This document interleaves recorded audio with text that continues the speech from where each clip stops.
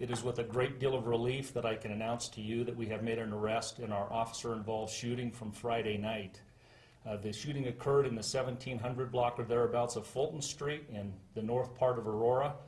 To say the least, once the shooting occurred, we had limited and extremely little information to go on.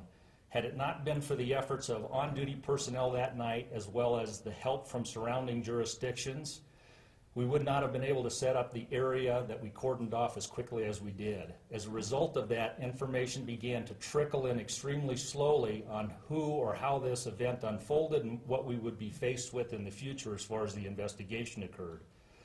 Through the entire weekend, we put a tremendous amount of resources into the efforts, and on Sunday, with an overall saturation again of the area, we did door-to-door contact with the residents of Northwest Aurora. Slowly but surely, pieces began to come together. Ultimately, it pointed in one direction, and theoretically one direction only, and that was the arrest of Jahvell Forrest. He is a 20-year-old African-American male who lives in our city. He is no stranger to the Aurora Police Department. He's had a number of arrests, all misdemeanors, but ranging from simple assault, disorderly conduct, disturbance, theft, shoplifting, traffic violations, failure to appear, and CCW, carrying a concealed weapon. Currently, the Adams County District Attorney's Office is making a motion to seal this case, so I'll be limited in what I can answer as far as questions go. He was arrested last night, brought before the court this morning. His bond was $100,000 for the following charges: criminal attempt to commit murder in the first degree against a police officer and first degree assault on a police officer. That's a felony class 2 and a felony class 3. Since he's been to court this morning, his bond has been raised from $100,000 to $1 million. I'd be glad to take any questions. Chief, was he being tracked by the Metro Area Fugitive Task Force or any of the task force or State Streets organizations? Had he and another suspect possibly been under surveillance of any kind that you can tell us? I can limited. We developed information on Sunday that helped us put a piece of the puzzle together, and ultimately we did conduct some surveillance. Can you also address whether or not he and another possible accomplice were arrested in the act of stealing or burglary? I can't confirm that. I can tell you this, that the investigation is ongoing and we may have more than one individual. It'll depend on how the information flows from this point forward as we continue on with the criminal investigation. Can you elaborate on the conversations you had with those neighbors who were doing the food operation Sunday? What did they tell you, or what were they saying that led you to the suspect? Well, initially, the fact that they opened their doors to the police department is significant in and of itself. Oddly enough, people in that particular community certainly did everything they could to help us out, and that was if they saw anything whatsoever, if they would just tell us, and they did. What little bits and pieces of information we were able to glean, and this was a bit of an arduous task, I would really attribute this to grassroots, foundational police work, getting out, hitting the streets, talking to the community members, and trying to put together an investigation. As I mentioned originally, the only thing we had was that an officer was approaching a car, and before he got to the driver's door, he was shot at multiple times. And of course, one of those bullets hit him and struck him in the leg and has caused a serious injury. This could have been far, far more catastrophic. From a personal standpoint, it appears that our suspect has little regard for anyone else. There's a certain class of criminal out there that if you go up against the police, that's significant. That means the rest of the community is not safe either. So it was our main focus to put every effort we could, including the assistance of other agencies. We had a dog from Arapahoe County. We had a tracking dog from Jeffco come in. We used our own canines. Our federal, local, and state partners all helped. We can't say enough about the other agencies that assisted us with this. And Chief, I know there was a question about whether the suspect was actually struck by any bullets, you know, if he was hurt at all or was injured at all by the altercation? He is not injured as a result of that incident. Well, we kind of hit this from a couple of different prongs. Initially, we received information from one of the district attorney's offices, Arapahoe County, that attempted to garner some additional interest as far as funding for an award went. We always have Crime Stoppers. The Aurora Police Department is fortunate that we have our own reward fund. They started beating the bushes from that aspect over the weekend. What I will tell you is based on, we had a limited piece of information on the direction we may want to pursue. Hedging our bets, though, we wanted more community involvement, or if somebody had seen something and money would be a motivator, we'll put up the money if they have the information. But oddly enough, this was developed on the earlier side of things before we put the reward out there, which was significant, $35,000 for information. I would tell you all the information came in ahead of it. Now, if there are individuals that have information, certainly that reward fund is eligible, but by and large, most of it was done with just down and dirty police work. Still working on all the evidence, so what I will disclose is that we have the execution of some search warrants we need to carry out later on today. Did he live in that area? He lives in Aurora, South Aurora. And did you say you do believe there could be a second suspect? We didn't say.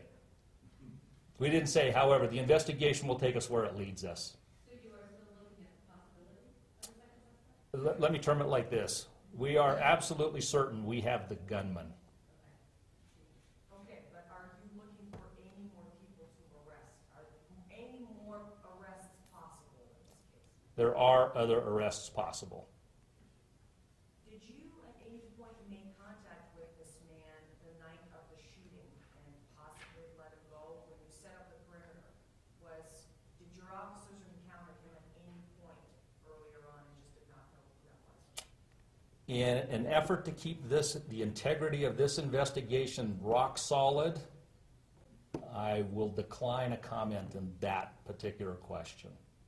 Can you say if his relatives or friends have helped you in the investigation? I would tell you that family members are always contacted in these types of situations, so there again, the investigation should unfold the way it probably will ultimately unfold all on its own. Can you tell us who he lives with? I don't know. Can you tell us whether anyone else was apprehended with him at the same time he was arrested? No, I cannot. No, I will not. We won't. Okay. Did he go down without a fight, or what? Could you tell us anything about the circumstances of his arrest or the time of the arrest yesterday? At the time of the arrest, from my understanding, he was cooperative. Was it a traffic stop? Did you get him inside his house? I'm sorry, I can't go into any detail in that regard. And what time did you arrest him? Last night, I would tell you that the times that I was in contact with the detectives on the case was, and don't quote me on the absolute time of arrest, but around 8:30 p.m. Do you have any indication where the suspect went after reaching that car? Where and how he got around? We have some ideas, but it's here again as part of the investigation and something that from a reporting standpoint, I would tell you this. If this goes to trial, it might be worth your effort to follow this one through. The level of police work at the foundational levels was absolute paramount in the success of this investigation. That with the follow-up of 2 days later being Sunday and the canvassing of the neighborhood. This one's got its own unique set of twists and turns. Ultimately resulting in a successful conclusion from our standpoint, which was the arrest. And of course, now we have the other hurdle to jump, and that's to bring a successful prosecution and hopefully a conviction to court. And of course, the district attorney's office concerned there is the integrity of the case and making sure that this individual receives a just and fair trial. Why wasn't he in the area where he stole the car? Any idea of what he was doing in that neighborhood when he took the car? Speculation, he was in the neighborhood to steal a car. It was a crime of opportunity. Unfortunately, the victim in this case, it's a puffer. Following the news accounts, that gentleman had left his car running for just a couple of minutes. I think we've all been tempted, and maybe we've even engaged in it, starting our cars in cold weather. This is the risk you take. Although the suspects didn't get away with the car for a significant period of time, it'll remain in police evidence for the months and possibly years to come. So he is going to lose access to that vehicle, all from one simple thing, leaving it running and then leaving it unattended. Because the documents are going to be sealed, could you talk to us about, in any detail, now that the suspect has been caught, what exactly transpired between him and the officer on Friday night? When the officer approached the car, I'm assuming the officer said what they typically say at a traffic stop, but what happened after? Well, it's a two-man unit that particular night. In fact, both of these officers are friends. They're academy mates. They've both been on the agency about 11 years. As they take turns, and they've done this, when I talked to Officer Burns, he indicated we ride along. Dale Leonard is the other officer. They ride along together. They know exactly what one another's going to do before they even do it. They've made hundreds, if not thousands, of traffic stops. On this particular night, one called out the call, which was Leonard, and the other one approached the vehicle, which was Burns. As Burns walking up to the vehicle, and my understanding is this vehicle committed some kind of infraction or something triggered in the officer's mind to draw attention to when they initiated the traffic stop. As it's being called out, Burns approaches the driver, immediately confronted by gunfire. He's immediately hit within the first of several rounds that are fired. Down he went. Leonard, on the other hand, who has gotten out of the police car, exchanges gunfire or shoots in the direction of the vehicle flees.